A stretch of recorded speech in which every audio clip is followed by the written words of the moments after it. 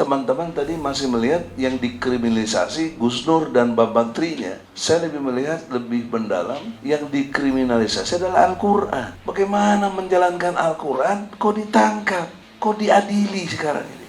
Back mind-nya itu di bawah otak belakangnya itu memang karena benci kepada nilai-nilai yang ada dalam Al-Quran itu.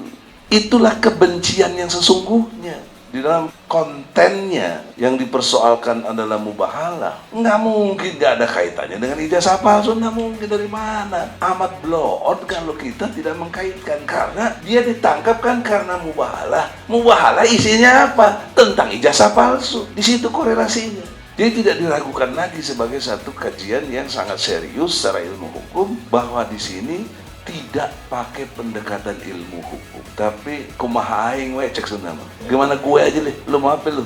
Iya. Sakarku. Ya, Jawanya begitu. Sebelum dimunculkan yang asli, tetaplah yang benar adalah Bambang Tri.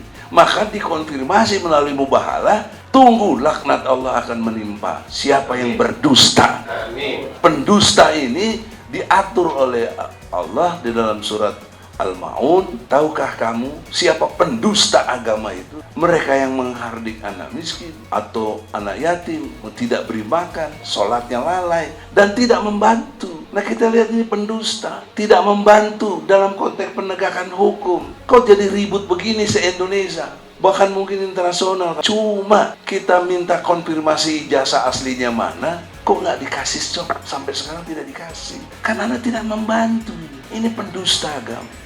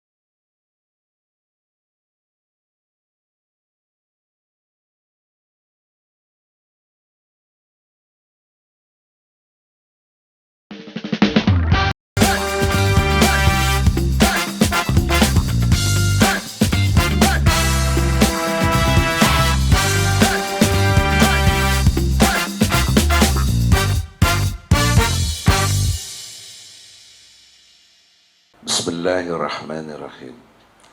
Assalamualaikum warahmatullahi wabarakatuh. Waalaikumsalam warahmatullahi wabarakatuh. Takbir. Allahu Akbar. Saudara-saudara, konstruksi hukumnya dari peristiwa ini harus dibangun dari sumber nilai yang utama, yaitu Al-Quran. Tentang mubahalah itu ada diatur dalam surat Ali Imran ayat 61. Begitu, Pak Bialdi. Ya. Supaya kita mengerti dengan secara substansinya. Nah, di dalam perintah Al-Quran Ali Imran ayat 61 adalah satu peristiwa yang pernah dilakukan oleh Rasulullah Muhammad SAW mengadakan mubahalah, dan yang ditantang mubahalahnya tidak datang. Tapi ini diabadikan di Al-Quran sebagai satu referensi.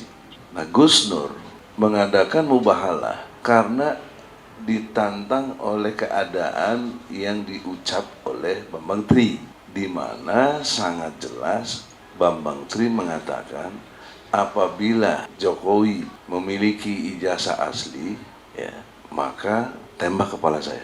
Logika bahasanya sangat jelas bahwa itu menandakan Bambang Tri yakin Jokowi tidak punya yang asli. Atas dasar ini, Gus Nur ingin meyakinkan dirinya sendiri, kita semua rakyat, dan siapapun yang melakukan satu investigasinya, karena tidak ada yang bisa dikonfirmasi omongannya Bambang Tri kecuali dengan mubahalah.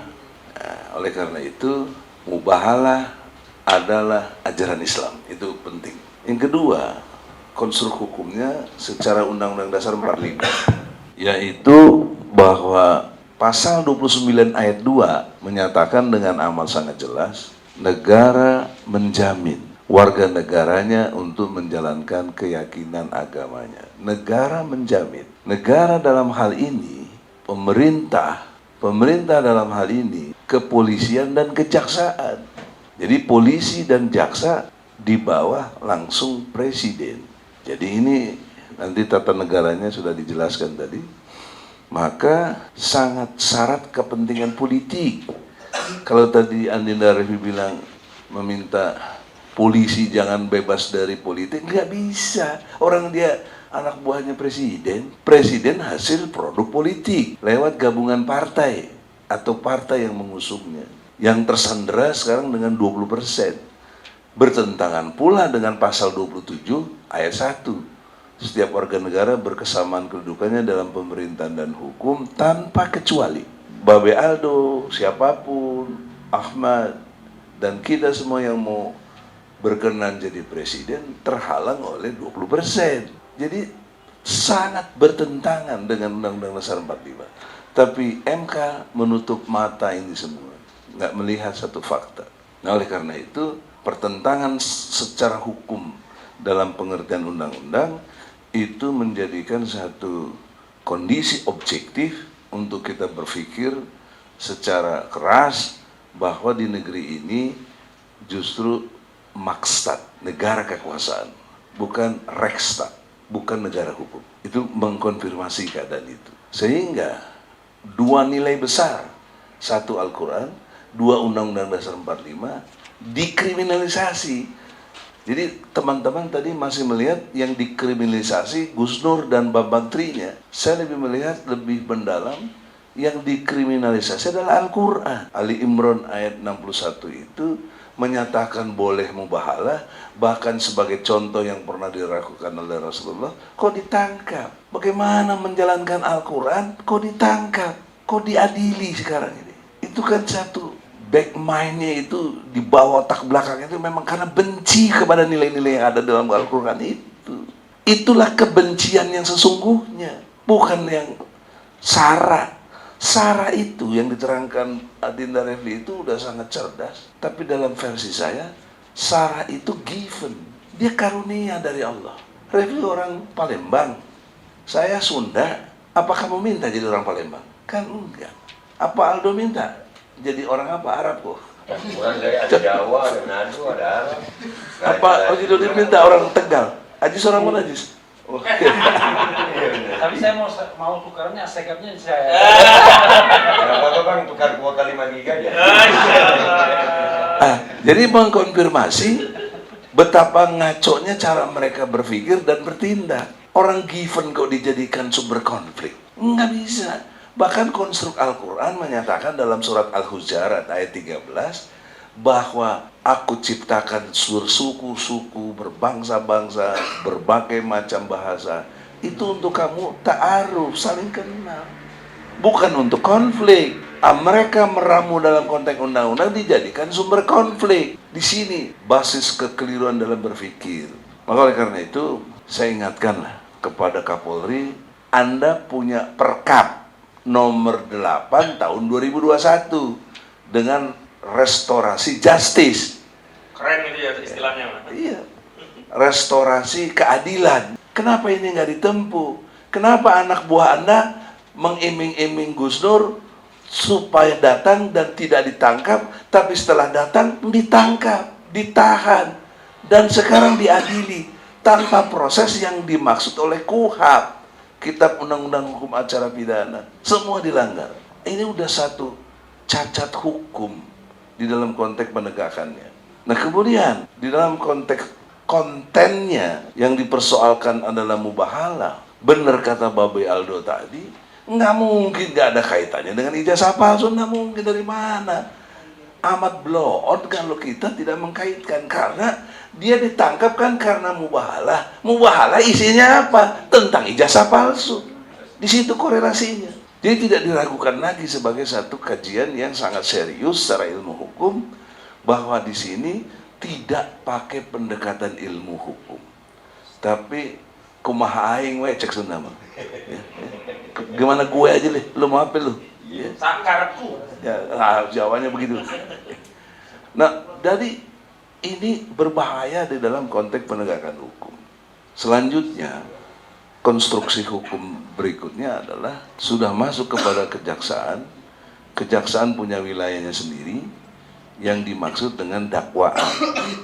Setelah penyelidikan dan penyidikan masuk ke kejaksaan menjadi dakwaan dan tuntutan. Maka harus diingat ada pasal 143 KUHP yang menerangkan tentang detailnya, lengkapnya, cermatnya, tidak obskur labelnya dakwaan yang harus dibuat oleh jaksa. Pertanyaan serius saya, bagaimana jaksa bisa menerangkan ada cukup alat bukti yang diberikan oleh polisi tentang mubahalah? Di sudut mana dipandang Gus Nur ini menista agama? Makanya kami datang ke MUI kemarin 2 kali untuk menanyakan, karena konfirmasi dari Gus Nur, dia ditahan, dia sampai bisa seperti ini karena ada keterangan ahli agama dari MUI. Nah, saya mau datangin MUI, bukan mau, sudah saya datangin 2 kali, tapi dia tidak menerima di sana, ya, karena nggak ada orang, masa ngantor nggak ada orang, saya bingung juga itu, melayani rakyat bagaimana? Itu menyatakan adanya pelanggaran hukum. Nah, itulah penistaan agama namanya. Nah, saya mau tanya, siapa orangnya itu gitu? Siapa orangnya itu? Nah, maka dengan demikian, saudara-saudara, pada kesempatan yang berbahagia ini, 3 konstruk hukum itu sangat bermasalah, dan saya senang ini masuk ke pengadilan, saya bisa bertarung secara intelektual hukum dengan polisi dan jaksa. Bagaimana nanti Anda bisa harus menampilkan ijazah aslinya dari Jokowi. Nah, jadi kemarin kenapa kita cabut di tingkat perdata, supaya nggak fitnah, kita tidak kuat. Kenapa nggak kuat? Karena beban pembuktian ada pada Bambang Tri dan kita sebagai lawyernya untuk membuktikan, karena Bambang Tri yang menuduh, maka siapa yang menuduh dia harus membuktikan, gitu, Bung Refli. Jadi kalau kita paksakan, mengingat tahun lalu pernah saya juga gugat Jokowi, dengan mudah dikalahkan oleh pengadilan dengan jawaban tidak berwenang. Itu traumatik, itulah membuat kita cabut dengan counter attack. Itu sebenarnya harus dipaham sebagai counter attack, karena resonansinya justru membangkitkan rakyat. Paling tidak Pak Mudrik, ya, yang di Solo dan nanti akan diadilinya juga di Solo, itu menyurati MPR, DPR, DPD untuk memanggil presiden. Nah, itu satu hikmah. Nah, hikmah yang keduanya lagi, sekarang masuk ke koridor pidana, maka beban pembuktian ada pada jaksa dan polisi. Nah, di situ enaknya kita bisa melawan, karena waktu Bambang Tri kita nggak sanggup. Kenapa? Karena nggak bisa mendatangkan Bambang Tri dan saksi-saksi serta akses lainnya ada pada mereka. Minta penangguhan aja nggak bisa. Nah, maka kita sabar, lihat situasi itu, maka kita sekarang sudah masuk pidana. Saya senang sekali, Anda harus buktikan. Karena seperti Babe Aldo logika yang sederhana tadi, ditanya SIM, kenapa kamu kasih liatin foto yang tidak ada kaitannya dengan SIM? Itu kan satu kondisi objektif yang nggak benar gitu loh. Anda ditanya ijazahnya, Anda tunjukkan reuni-reuni dengan para teman-teman yang dulu. Secara ilmu hukum, keterangan siapapun, bahkan rektor UGM sekalipun, tidak punya nilai hukum. Karena tidak dikonfirmasi di pengadilan. Kalau di pengadilan disumpah. Kalau ada sumpahnya palsu, kena 7 tahun. Jadi kalau di medsos menjelaskan sih, siapa yang mau persoalkan kalaupun salah? Gitu. Ini pentingnya konstruk hukum, harusnya di pengadilan, baru punya nilai hukum. Nah, maka dalam konteks nanti di peristiwa pidana ini, saya minta polisi juga sudah masuk kepada kejaksaan, harus menampilkan ijazah aslinya Jokowi. Itu harus. Dan harus dibarengi hasil lab krim dari Mabes Polri, digital forensiknya itu, untuk bisa membuktikan bahwa ini ijazah aslinya. Karena tuduhan Bambang Tri ini palsu. Nah kan harus dibantah dengan ini asli. Selama itu belum tertampilkan yang asli, maka asumsi hukum dan logika hukum yang cerdas dan sehat bahwa hari ini harus dinyatakan ijazah Jokowinya palsu. Karena belum muncul yang asli. Dan selamanya akan begitu. Sebelum dimunculkan yang asli, tetaplah yang benar adalah Bambang Tri. Maka dikonfirmasi melalui mubahalah, tunggu laknat Allah akan menimpa siapa yang berdusta. Amin. Gitu. Nah, pendusta ini diatur oleh Allah di dalam surat Al-Maun, Ara'aital ladzi yukadzibu biddin. Tahukah kamu siapa pendusta agama itu? Mereka yang menghardik anak miskin atau anak yatim, tidak beri makan, sholatnya lalai, dan tidak membantu. Nah kita lihat ini pendusta, tidak membantu dalam konteks penegakan hukum. Kok jadi ribut begini se-Indonesia? Bahkan mungkin internasional kalau diperbincangkan. Cuma, saya ulangi lagi, cuma kita minta konfirmasi ijazah aslinya mana, kok nggak dikasih cok? Sampai sekarang tidak dikasih. Karena Anda tidak membantu ini. Ini pendusta agama. Tidak mengkondisikan agama Islam itu tegak dengan baik. Nah oleh karena itulah, di dalam kesempatan yang berbahagia ini, nanti pada levelnya di kejaksaan, saya tetap ajukan deponering demi persatuan Indonesia. Kalau nggak terbelah gitu nih bos, sangat terbelah. Dan mengganggu sila ketiga persatuan Indonesia, nggak mungkin nggak terjadi, pasti terjadi kisruh dan hal-hal lain yang tidak diinginkan. Jadi pertanyaan serius saya, apakah Jokowi mengkondisikan supaya tidak terjadi persatuan Indonesia atau bagaimana? Kalau dia berpikir sebagai kepala negara, negarawan, harusnya berpikir untuk persatuan Indonesia. Apa susahnya? Apa susahnya Anda sebagai presiden yang dituduh ijazahnya palsu, kenapa tidak bawa yang asli? Kenapa? Sampai di sini kan harusnya dijawab dengan tegas dan jelas, bukan dengan podcast sana sini, konfirmasi sana, kumpulin alumni.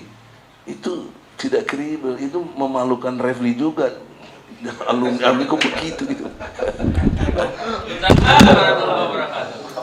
Nah oleh karena itu saudara-saudara, di dalam kesempatan ini sangat jelas pesan moral dari kita. Kita tidak ingin ada perpecahan Indonesia.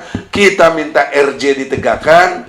Kalau udah lewat karena bukan lagi wilayah polisi, kita minta Kejaksaan Agung, terutama Jaksa Agung, lakukan deponering. Itu waktu ingat deponering yang terakhir yang saya ingat adalah kasus KPK Bibit Abraham Samad. Urusan begitu aja di deponering. Kok ini urusan agama, kriminalisasi pada Al-Quran, kok kalian tidak deponering? Nah kalaupun kalian tidak mau juga, gak apa-apa, kita malah senang, terbuktilah bahwa ijazah Jokowi palsu. Saya kira demikian. Assalamualaikum warahmatullahi wabarakatuh.